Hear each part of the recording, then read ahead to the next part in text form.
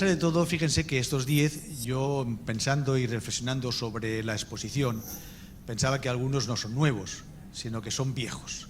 O sea, el tema del profesorado arrastramos desde hace décadas temas no solucionados en muchos países.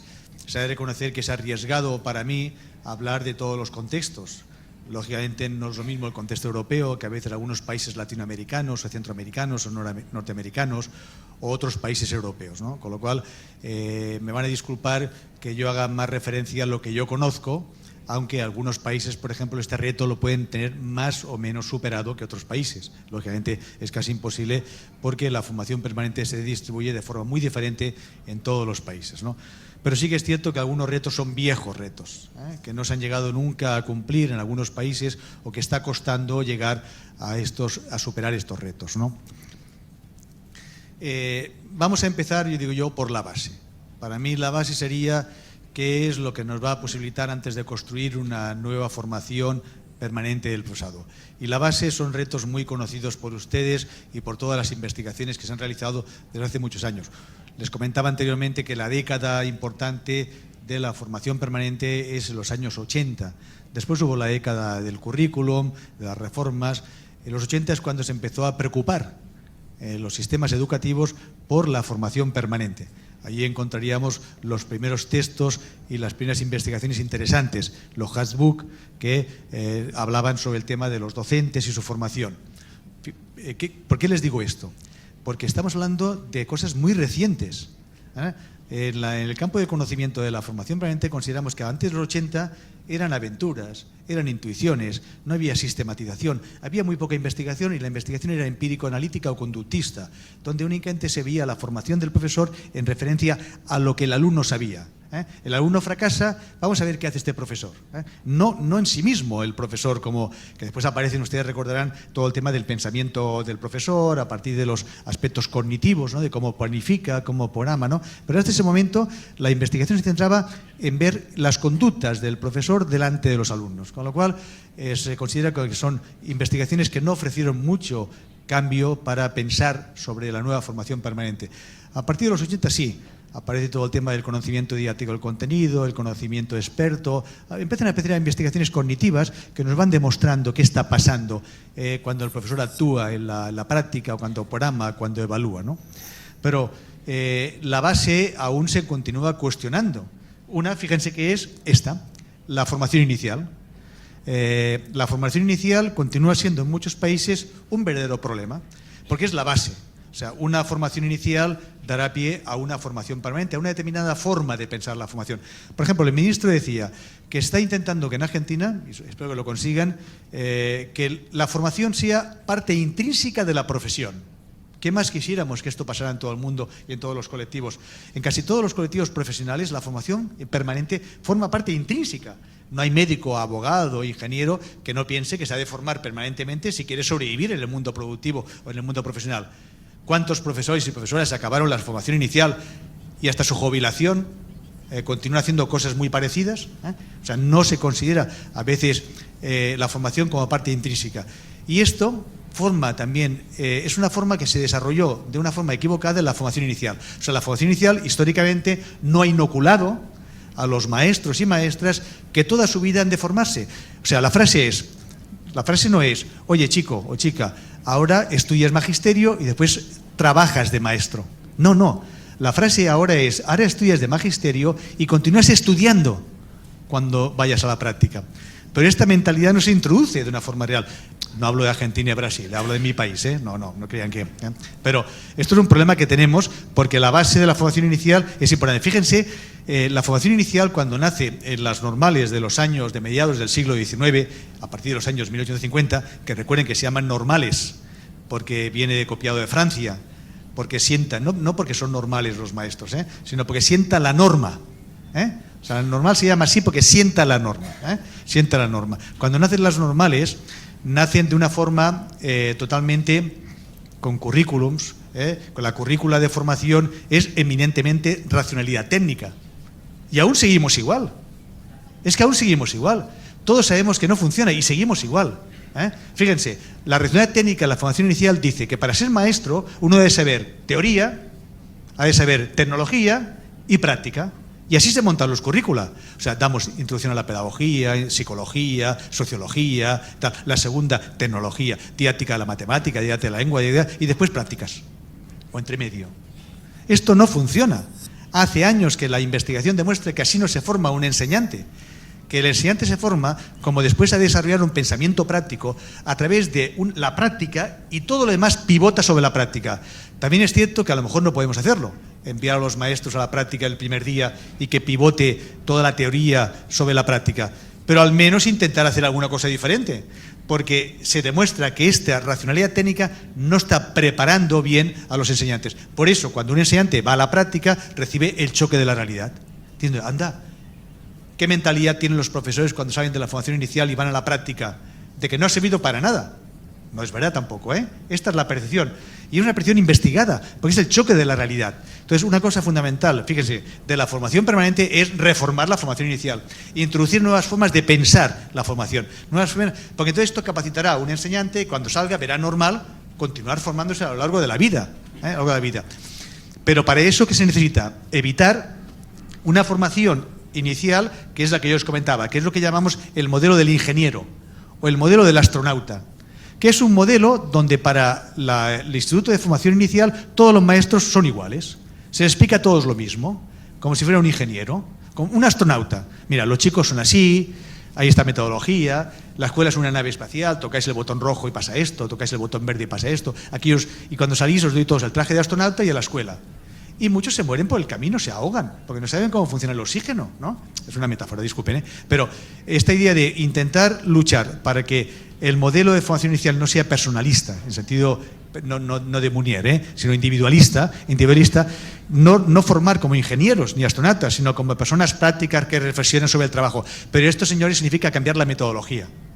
Cambiar la metodología, formar a los formadores que forman a los maestros, que a veces forma parte de la formación permanente y que no estamos trabajando tanto.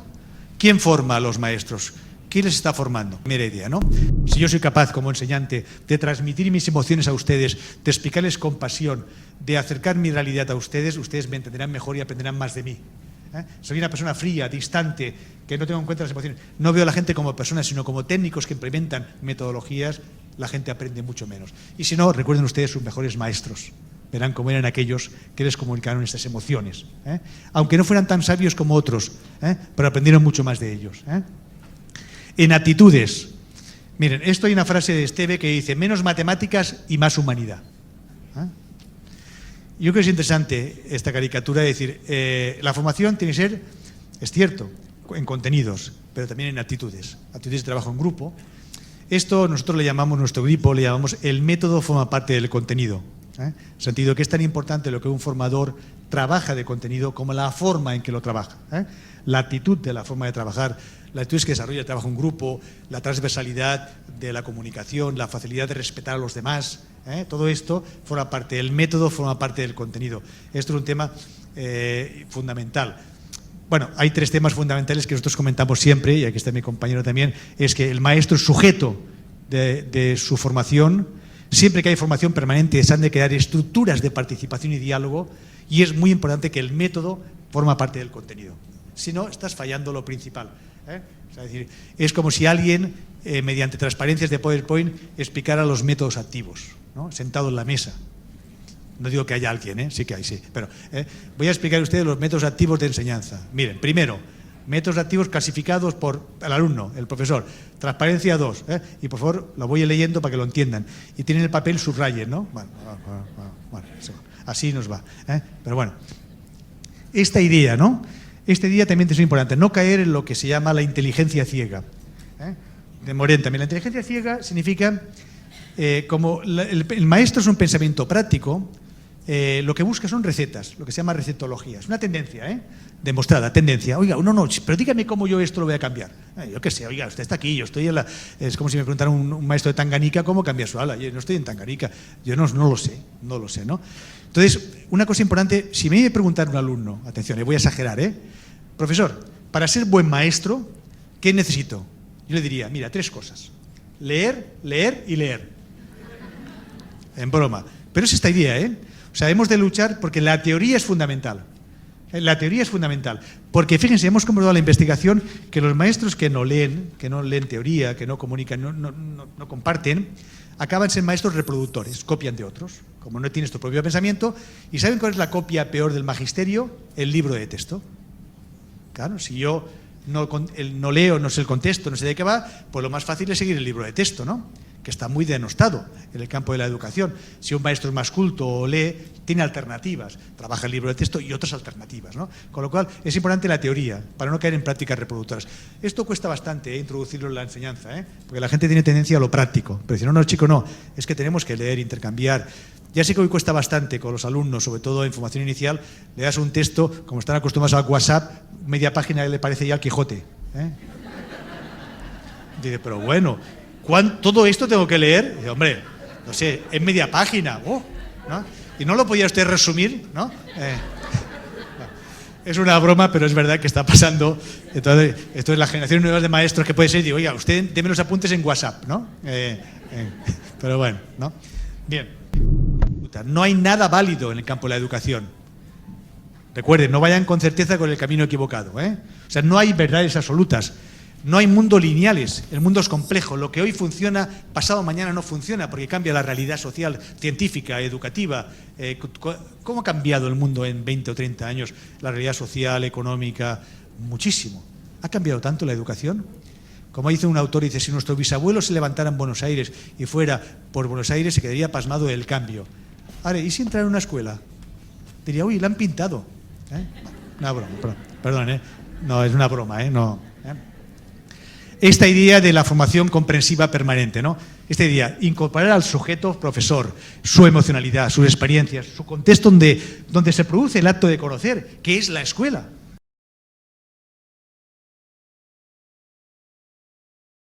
Permanente. Esta idea de aprendiz permanente es fundamental para nosotros. Tú eres un aprendiz permanente, desde que inicias la formación inicial hasta que te jubiles. Un aprendiz permanente.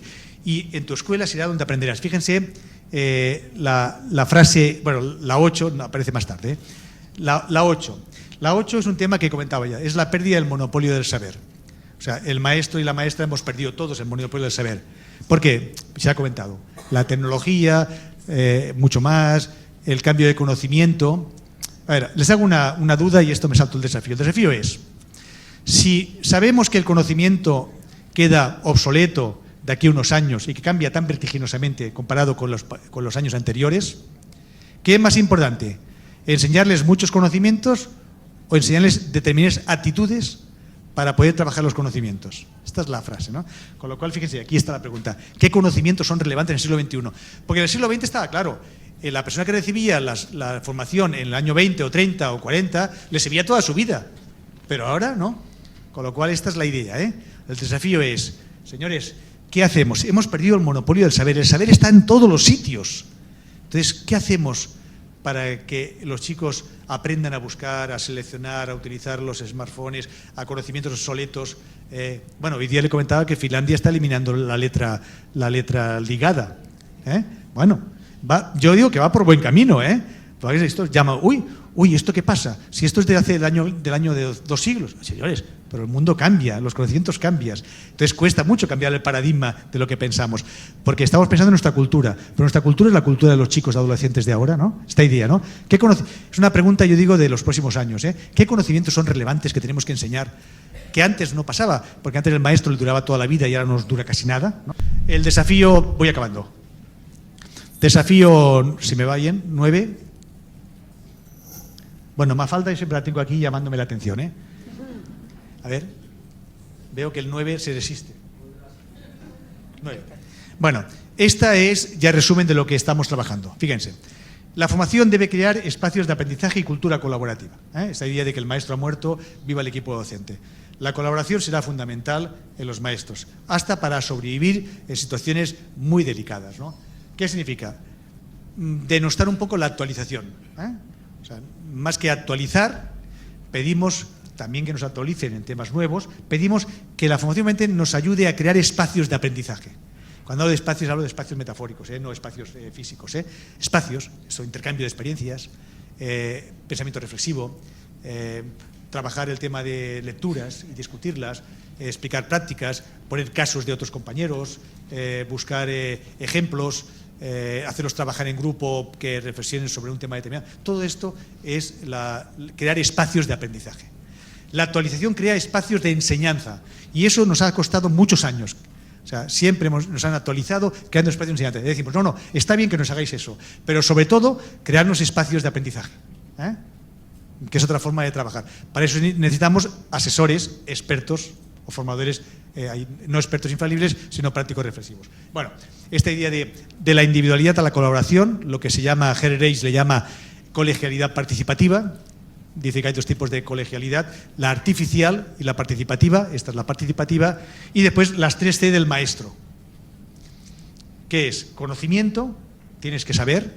Es compromiso, esa es tu profesión, es una profesión social y luchas por el cambio y por la utopía. Recuerden que la utopía, decía el escritor uruguayo, que casi me ha ido de la cabeza, Galeano, decía, es un camino, porque cuando vas acercándote se va, y se va, ¿no? En el camino, o sea, el tema del conocimiento, el compromiso y el contacto con la comunidad, contacto con saber lo que pasa en la realidad. Voy acabando, nos queda, si va bien, la 9 continuaba. Bueno, continuaba para el tema del para qué, ya lo he repetido, miren lo subrayado, colaborar, repensar la práctica y soluciones problemáticas. Los 3 ejes fundamentales para mí de la formación sería esta idea, o sea, el trabajo colaborativo con los colegas, repensar la práctica sobre lo que hacemos, por qué lo hacemos, y el tema de trabajar situaciones problemáticas más que problemas. Estoy resumiendo, Me cuesta,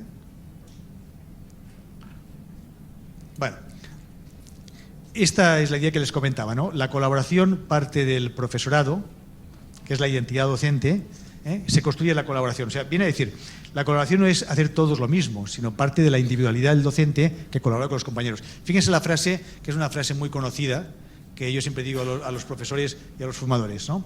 El mejor profesor o profesora de un profesor, profesora, es otro profesor o profesora. Y no tan solo el mejor, sino que a menudo el único posible.